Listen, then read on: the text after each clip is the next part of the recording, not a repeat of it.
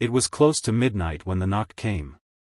Soft at first, then firmer, like someone unsure whether they had the right door. Single dad Ethan's heart froze in the hallway, his daughter asleep upstairs, the house quiet except for the buzzing kitchen light he kept forgetting to fix. Nobody visited this late. Nobody ever needed him at this hour. When he opened the door and saw his boss, Ms. Rowan, standing on his porch with her coat half-zipped and eyes red like she'd been crying, his heart nearly stopped. She looked at him as if she was holding on to her last thread of strength. And then she whispered something he couldn't make sense of at first. "Ethan, say that again, while you look at me." Before the story begins, I want to remind everyone to like, subscribe, and comment to support the channel Hero Dad Kindness. Your engagement helps more people hear stories that inspire compassion, courage, and heart. Ethan had learned to live with pressure. He worked the evening shift at a mid-sized printing company in Ohio, juggling long hours and parenting in a world that didn't slow down just because he was alone. His wife had passed 3 years earlier, and ever since, every day felt like climbing a hill with weights tied to his chest. But he kept climbing for one reason: his daughter, Lily. She was 9, bright, imaginative, and always drawing pictures of their tiny home like it was some magical castle. She didn't see the missing shingles, the squeaky heater, the faded paint. She only saw safety. Love.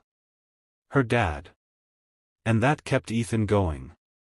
At work, he stayed quiet. Got things done. Avoided trouble. His boss, Ms. Rowan, was known for being tough but fair, sharp, organized, and always in control. She didn't look like the kind of person who'd ever show up at an employee's door at midnight. Earlier that day, something unusual had happened. She'd stopped him after a meeting and asked if everything was okay at home.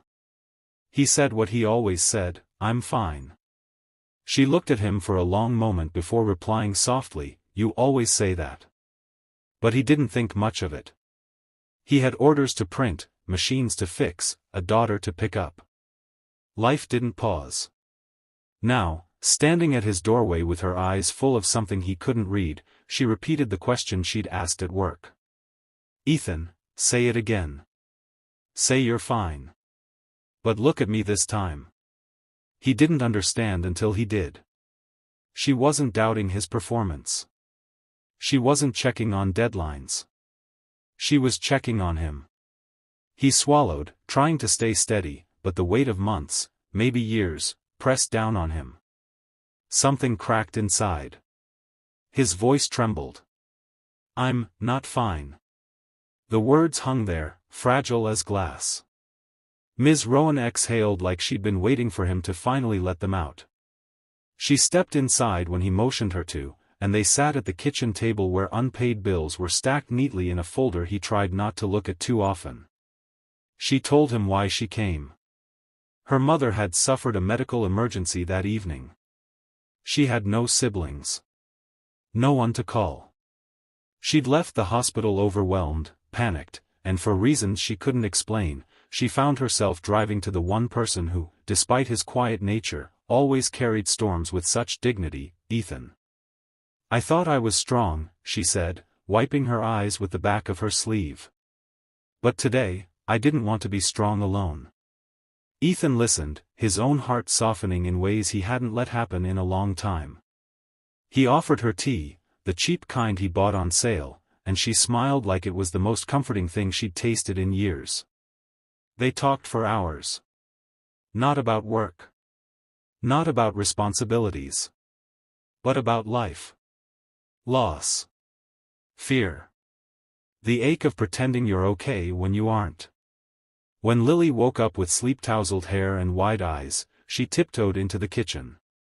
She blinked at seeing her dad's boss at their table. But kids have a way of sensing truth faster than adults. She walked to Ms. Rowan, placed a small hand on her arm, and whispered, "My dad makes things feel better. He'll help you." It broke something open for both of them. By the time dawn approached, the heaviness in the room had shifted.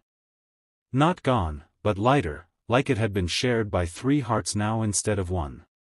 In the following days, things at work changed in quiet, meaningful ways. Not favoritism.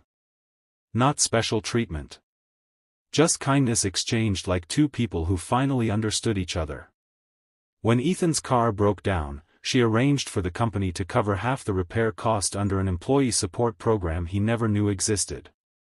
When her mother needed long-term care planning, Ethan referred her to a local nonprofit that had once helped him during his hardest year. Kindness moved back and forth like a gentle tide, no scorekeeping, no expectations. Just humanity. One Friday afternoon, the company held a small award ceremony for outstanding employees. Ethan wasn't expecting anything. He blended into the background as usual. When Ms. Rowan stepped up to the microphone, her voice carried the steady confidence she was known for, but with a warmth that surprised everyone. "There are people in this world who hold themselves together even when life is trying to break them," she said. "People who don't ask for sympathy because they're too busy taking care of others. Today, we honor one of them." She called Ethan's name. He froze. The room applauded. Lily, invited secretly, ran to him with the brightest smile. Ms. Rowan handed him the award, but then she leaned in slightly and said softly, "You don't have to be fine all the time. None of us do." Her words echoed the night she first came to his door. Only this time, he looked right at her and nodded, stronger than before. Months later, the memory of that midnight knock still lived in Ethan's mind. Not as something strange or troubling, but as the moment kindness opened a door both ways. His life wasn't suddenly easy. Bills still needed paying. Parenting still exhausted him. Work was still work. But he no longer carried everything alone. And neither did she. Sometimes kindness doesn't appear with grand gestures or perfect timing. Sometimes it comes as a late-night knock from someone who seems unshakable, until they aren't. Sometimes it begins with simple words spoken honestly, face to face. "I'm not fine." And sometimes, that honesty becomes the bridge that saves two people from drowning silently. If you're watching this right now, let this be your reminder: someone around you might be holding more than they can carry.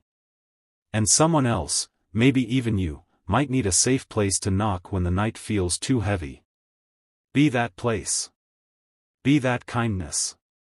Because the smallest moment of compassion can change a life. Sometimes two. And it all begins when we choose to truly look at each other, and listen.